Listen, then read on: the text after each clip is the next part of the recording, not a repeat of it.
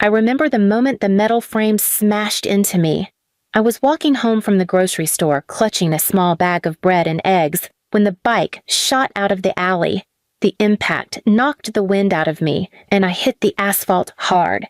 My knees tore open, my elbows scraped raw, and I tasted iron as blood trickled from my lip. The cyclist never stopped. Just a blur, then gone, leaving me crumpled on the ground. I lay there for minutes, trembling, my bag crushed, eggs broken into a sticky mess on the pavement. My chest burned and my legs screamed as I pushed myself onto my elbows.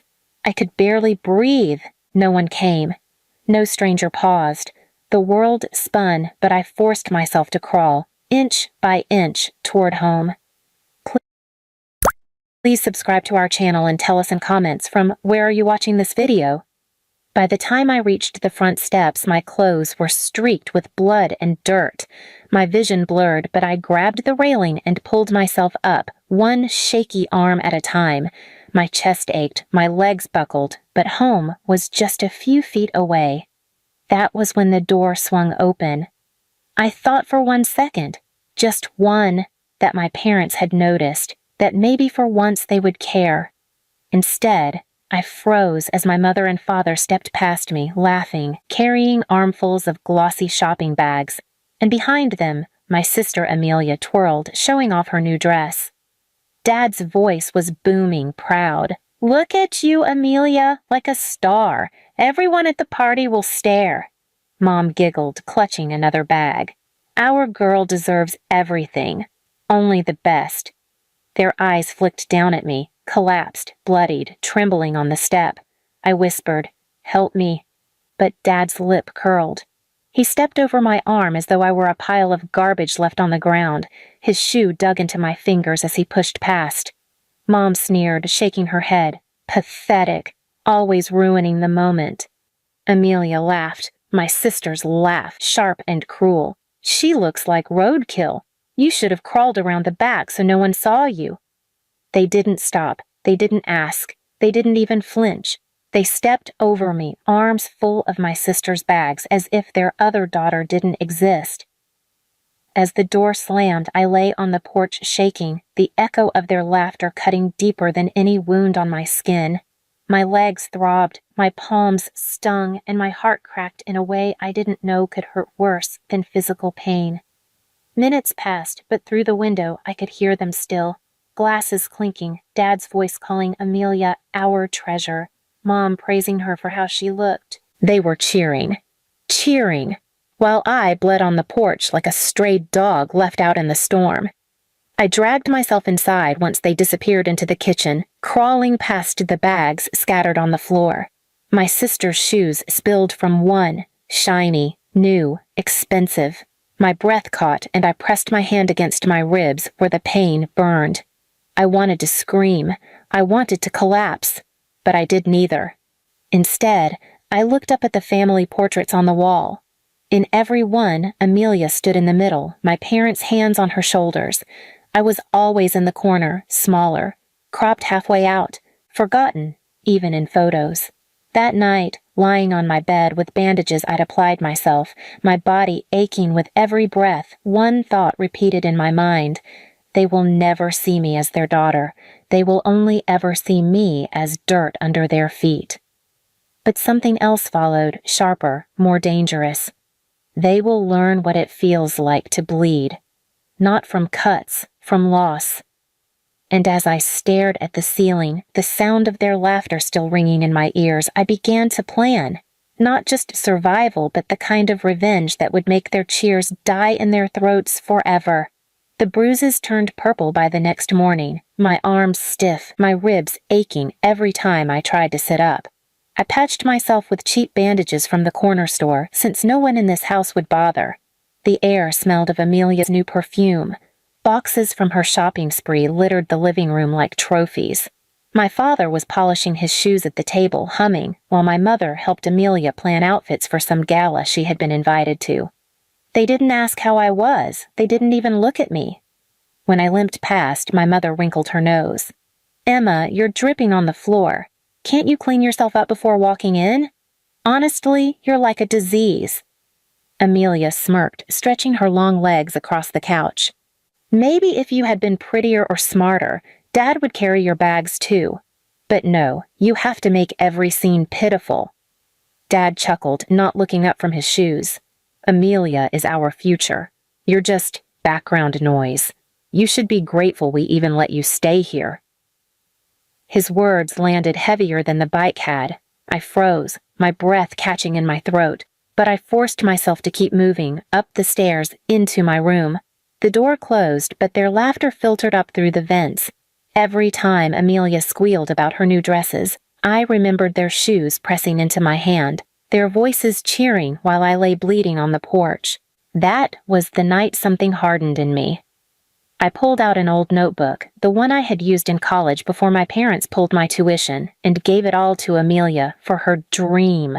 On the first blank page, I wrote one line. They don't see me as their daughter, so I will stop seeing them as my parents. For weeks, I moved like a ghost through the house, listening more than I spoke.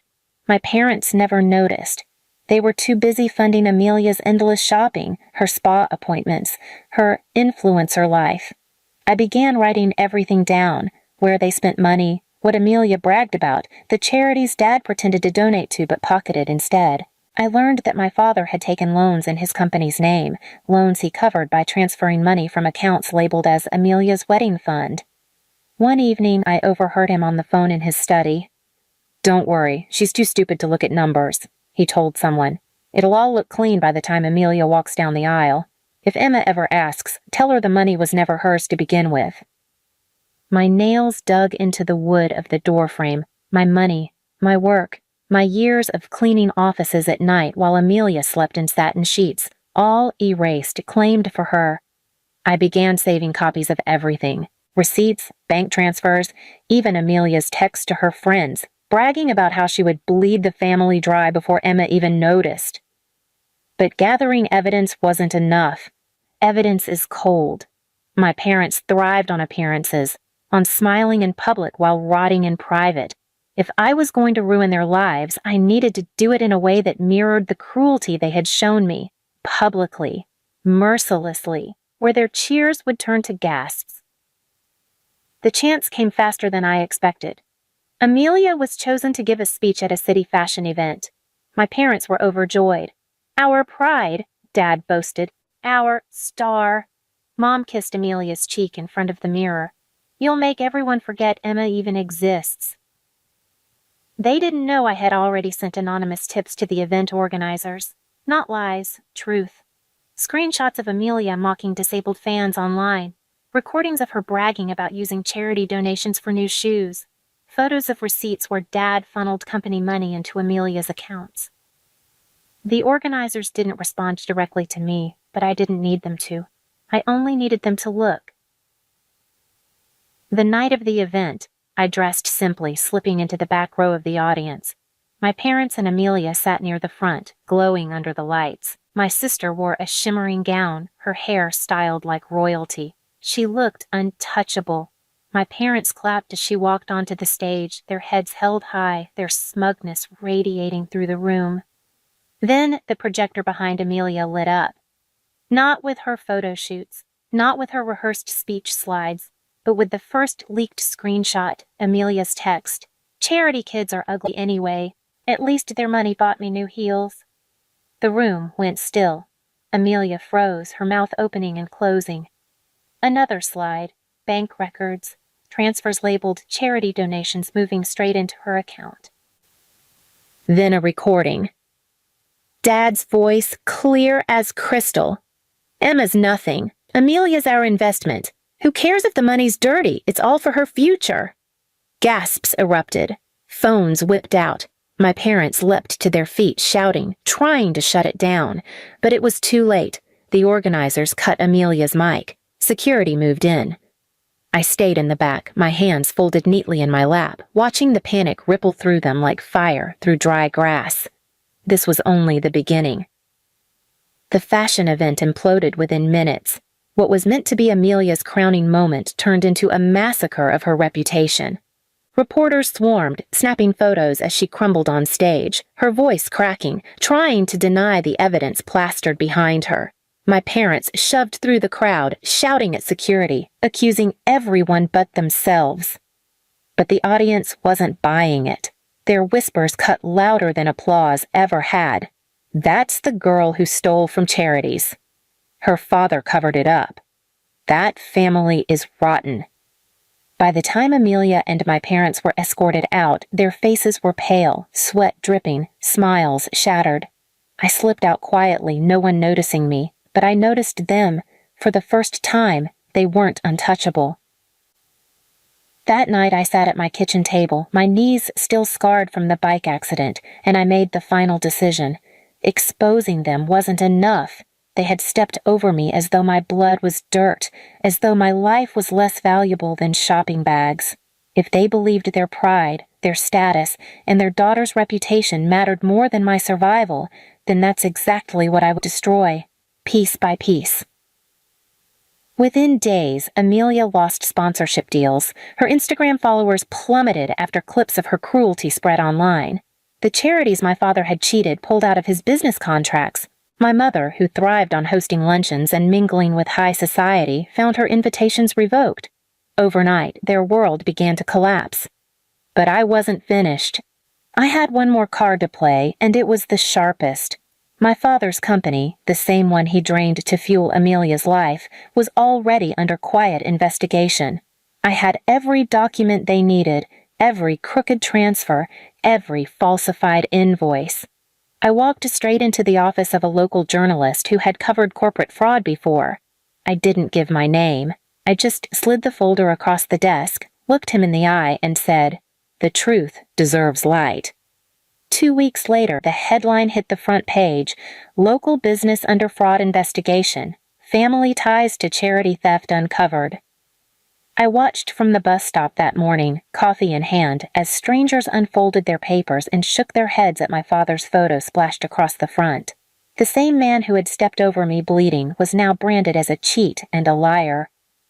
At home, chaos erupted. My father screamed into phones. My mother sobbed about how people were so cruel. Amelia locked herself in her room, terrified of the cameras camped outside. Their perfect kingdom had crumbled, and all I had to do was nudge the first brick. Still, I didn't gloat. I didn't announce my part in it. That would have given them the satisfaction of blaming me. No, this downfall was theirs to own. Their choices, their words, their greed. I just held up the mirror. The real revenge, though, wasn't the headlines or the whispers. It was the silence inside the house when the laughter finally stopped. For the first time, I could walk through the front door without hearing Amelia praised and myself insulted. For the first time, they looked at me not with scorn, but with fear. One evening, as I passed through the kitchen, my father muttered, "If you had any decency, you'd help us fix this mess." I turned, calm, steady. "If you had any decency, I wouldn't have been left bleeding on the porch." The color drained from his face. My mother opened her mouth to spit another insult, but no words came. Amelia stayed silent, curled up in her chair like a wilted flower. That silence was worth more than any apology.